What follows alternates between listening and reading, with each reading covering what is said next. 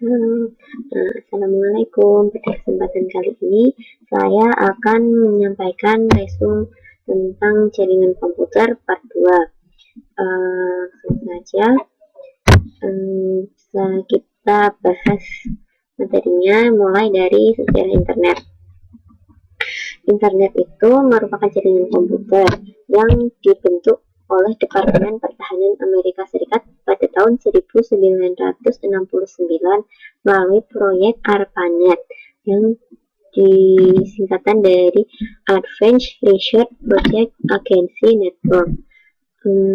Pada awalnya tujuan dibentuk ARPANET yaitu untuk keperluan militer dan untuk riset. Namun tidak lama kemudian proyek ini berkembang pesat dan seluruh di berbagai instansi atau universitas ingin bergabung dalam ARPANET, sehingga ARPANET kesulitan untuk mengaturnya. Oleh sebab itu ARPANET dipecah menjadi dua, yaitu MILNET untuk keperluan militer dan ARPANET untuk keperluan non-militer.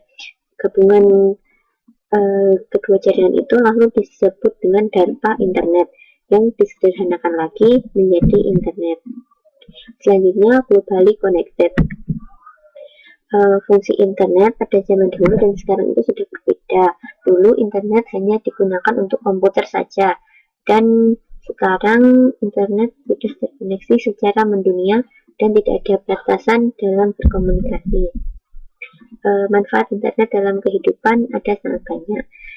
Di antaranya yang pertama yaitu membantu dalam proses belajar, seperti virtual classroom, collaborative learning space, on-demand video, mobile learning. Yang kedua, mendukung atau mempermudah cara berkomunikasi, seperti saja instant messaging, webbing, atau posting, terus podcasting, seperti streaming.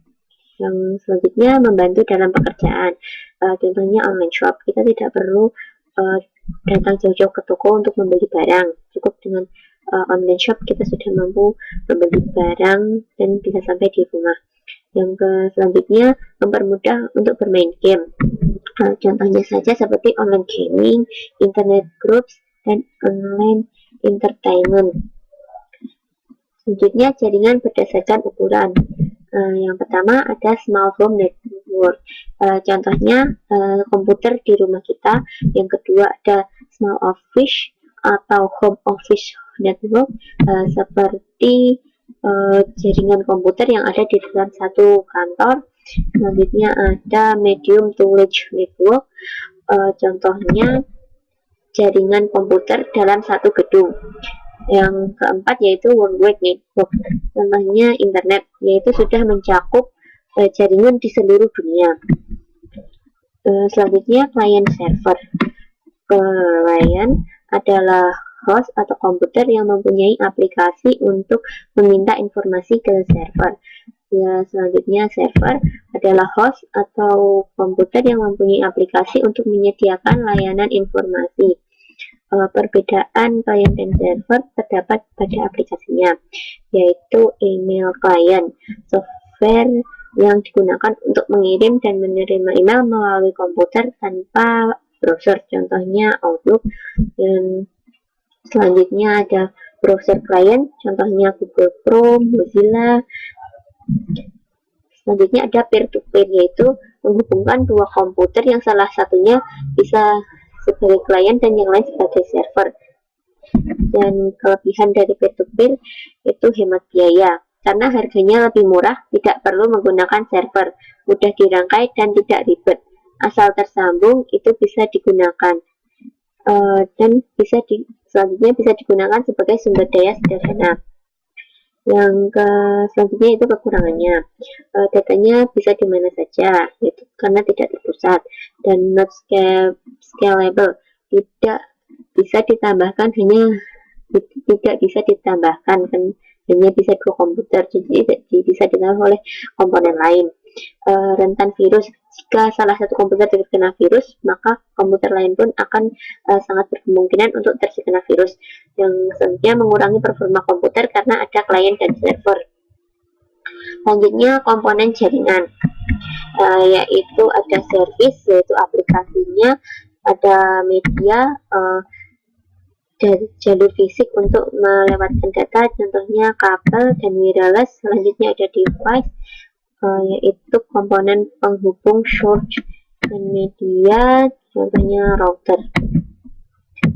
Selanjutnya device sendiri ada dua, yaitu end device, yaitu berhubungan langsung dengan pengguna seperti komputer sendiri seperti laptop, workstation, file server, web server, ada network printers, VoIP print phones, telepresence endpoint, security camera, mobile handheld device atau handphone. Selanjutnya network infrastruktur device yang berhubungan dengan jaringannya seperti network device seperti switch dan wireless access point. Yang selanjutnya ada internet working seperti router dan security device seperti firewall. Selanjutnya media jaringan ada tiga. Yang pertama copper, fiber optic, dan wireless. Lalu topologi diagram. Yang ada dua topologi diagram. Yang pertama physical typology yang mempresentasikan pemetaan dari jaringan tersebut meliputi lokasi fisik seperti struktur jaringan, topologi jaringan star, bus, ataupun ring. Yang kedua yaitu logical topology, mempresentasikan port IP address dari jaringan tersebut.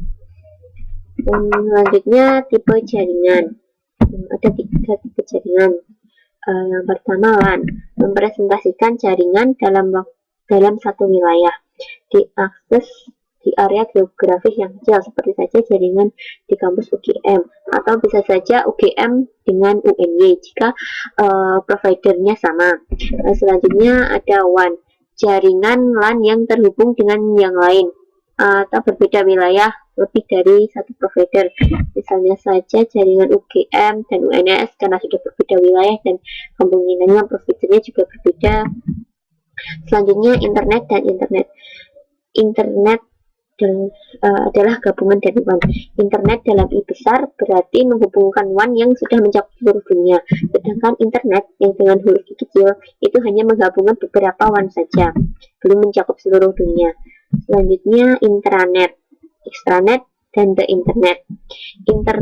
Intranet adalah koneksi LAN yang hanya diakses oleh bagian pusat atau privat, misalnya saja UGM yang datanya hanya bisa diakses oleh mahasiswa, dosen, atau karyawannya saja. Yang kedua extranet, masih dalam level privat tapi ada yang menyediakan untuk digunakan oleh individu tertentu, bisa orang luar atau pihak ketiga yang mengakses, tapi ya hanya orang tertentu.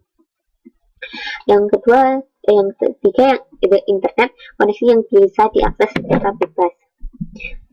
Selanjutnya itu ada dua jaringan yang dikenal, yaitu dedicated network, untuk kebutuhan tertentu, satu kesatuan, misalnya saja untuk jaringan telepon berarti hanya untuk telepon dan tidak bisa untuk kebutuhan lain dan tidak bisa diakses secara bebas. Selanjutnya converged network, semua kebutuhan menyatu jadi bisa dipakai untuk telepon, browsing, dan lain-lain. Jaringan yang menyatu dan bisa diakses secara bebas. Reliable network atau network yang baik ada 4 syaratnya. Yang pertama fault tolerance, itu toleransi. Yang pertama ada fault tolerance, yaitu toleransi kekebalan. Bagaimana caranya UGM bisa mengakses internet sementara provider utamanya mati, yaitu dengan backup dengan dua provider. Misalnya provider A mati tapi UGM masih bisa mengakses dengan provider B. Selanjutnya capability, yaitu bisa menerima jaringan yang baru. Jika resource ditambah, maka data dapat menerima yang baru tanpa harus merubahnya. Selanjutnya ada quality of service atau QoS, berkaitan dengan kestabilan jaringan, menyediakan sesuai kebutuhan. Misalnya untuk data yang besar dikelompokkan ke data yang besar tanpa mengganggu data yang lain sesuai kebutuhan, tidak jadi satu. Yang terakhir, security bisa menangkal serangan atau gangguan dari luar, seperti para hackers contohnya, dan security itu seperti SSO, OGM. Demikian resum jaringan komputer part 2. Semoga bermanfaat. Sekian dan terima kasih.